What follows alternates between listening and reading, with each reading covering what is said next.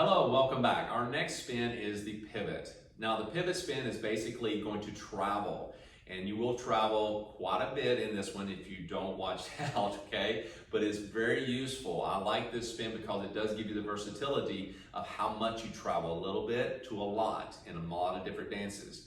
Now this particular spin does require you to stay in that foot position a lot, meaning open third or open fifth quite a bit. And just depending on how much you want to travel, you will have to separate your feet more or close them up. That will determine how much you travel. So the distance between your feet, as I said previous, will determine how much you travel in your waltz, your two-step, and west coast, and so forth. So to get started, I'm going to demonstrate this, and then I'm going to show you and break it down to you. So I'm starting off to my right, like I did before, but I have this open third, open fifth. Now the unique thing about a pivot is that I'm going to maintain this, all right? So I'm going to rotate to my right thumb out, and quick, and I dismount slow. So I follow through on my slow. I'm gonna go back to my left, open third, open fifth, and quick, dismount slow.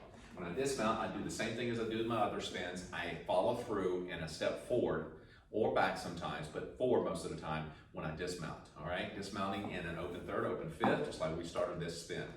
Now, again, breaking this down. When I'm going through this, I'm going away from the camera for a moment. I'm in open fifth or third, and notice I rotate and on to between my feet to my right foot. My first quick is back here, so I'm going to got a lot more space, a lot more real estate to cover. Now, even if I bring my feet close together, I still got to rotate that around and quick. Now, as I step through and quick, I change weight to my left and immediately continue rotating, maintaining the same foot position and quick. And then I follow through with my slow, indicating I'm now set to go to my left this time. So your slow, your dismount is going to help you reset and change direction or follow through for the next pattern, okay, or movement.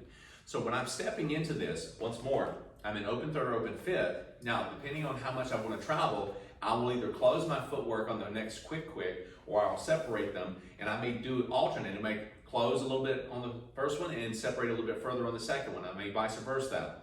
And depending on how I'm moving and what I feel at that moment, or maintain the same set foot position, but also the same distance throughout the spin. Now, this is only happening on the quick. The slow, the follow through, all right, dismount, you're going to actually step through. Don't continue rotating, okay? Now, I'm rotating to my right and going from split weight to my right foot, all right?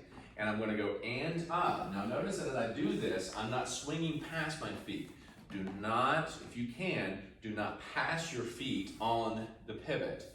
You maintain that same toe to heel or heel to instep feel as you rotate. So your right foot is swiveling. So if you think about this, focus on this. When you're doing a pivot, the foot you're about to go into or step on, rotate that, okay? Let the other one fall around. Boom. All right, there's your change of weight. It's kind of like a tail, all right? Comes around.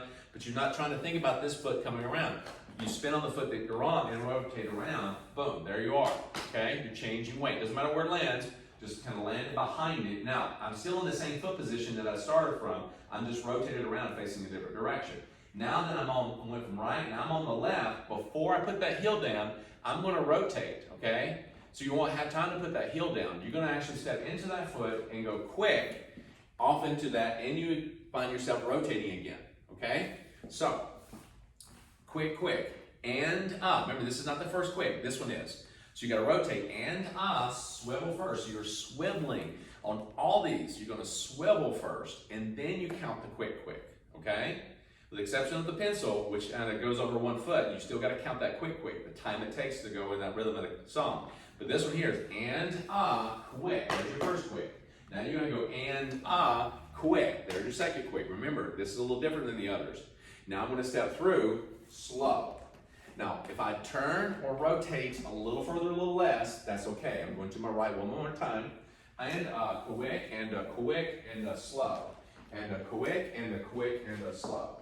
And a quick, and a quick, and a slow. Yes? See how I'm traveling? See how I'm just changing direction? I'm just working on the pivot and how much I do that. If I'm tighter with my footwork, then I'm going to travel less. And if I'm bigger with my footwork, I'm going to actually travel more. Now, can you kind of go through this and say, all right, I'm going to travel continuously. if you had a spin or someone leading you, followers, follow me on this one, is that you're going to spin continuously to the right. I don't recommend this from leaders to do this to followers until the follower is adequate and feels comfortable spinning. And leaders, you're going to know this by when you spin. If you find any balance issues, don't crank. Just allow them. Remember, whoever's spinning is spinning on their own. The other person should not be cranking. If the person is spinning, you're just getting an initial lead and you're saying, okay, I want you to spin. Leaders, you're saying spin here, but don't crank them. You allow them to spin. They're spinning on their own. You're just following along. And when a spin will end, it's usually indicated by the lead, okay? And the lead will tell you that. Or you feel that you're spinning in a free spin, that you find yourself at the end of a triple, that you will end that triple on the dismount, okay? Now, this is a pivot, meaning that you have a toe to heel or heel to instep separated, okay? And it may be a little close together, like it's a solid third or fifth, okay? But really, when you're doing this, you have separation. And this applies to a lot of different dances, okay? This is one of my other favorite spins.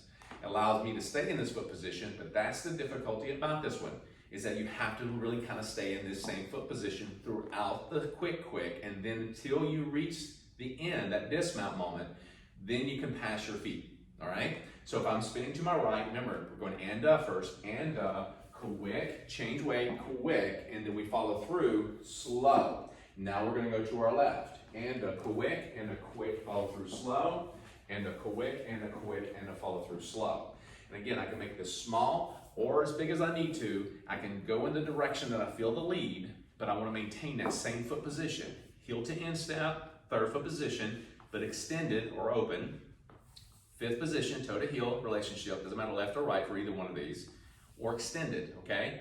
It says extended, open third, or fifth position. Again, go back to the positioning of the feet video to figure out what that is a little bit more in detail as we go through that. But you can see right then and there, I'm giving you the explanation a little bit, that you're doing this throughout the spin. This is a pivot, and you do open both quicks, and you do travel. Now, can you tighten it up a little bit? Can you tighten it up? Sure, I can tighten it up and not travel as much. But I want you to understand, this is one that when you have momentum, along with the rotation, okay, you can get off balance very quickly in any of these spins if you tilt and overpower the upper body past the support. So keep that weight somewhere between and only go over the foot in transition. And a quick, and a quick, and a quick, or quick, slow, okay? Take your time, rewind this as much as you need to. This is a drill for you to go over and over and over, for you to go through the dance positions, foot positions, and spin positioning over until you feel comfortable. Take your time. Now work out a space in your room that you can actually rotate and spin, even as a very small area. Quick, slow. Quick, slow. Quick, slow. If you're in a tight situation or tight room, kind of shorten up the steps. Don't go really big in your steps. Shorten it up a little bit, but keep your upper body nice and relaxed. Breathe, smile, and rotate your upper body. Let it rotate, okay? Don't go through too much. You're gonna have this every once in a while. They'll Frankenstein feel that. Everybody goes through that, okay? But have fun, enjoy, take your time, and we'll see you back for the next pattern.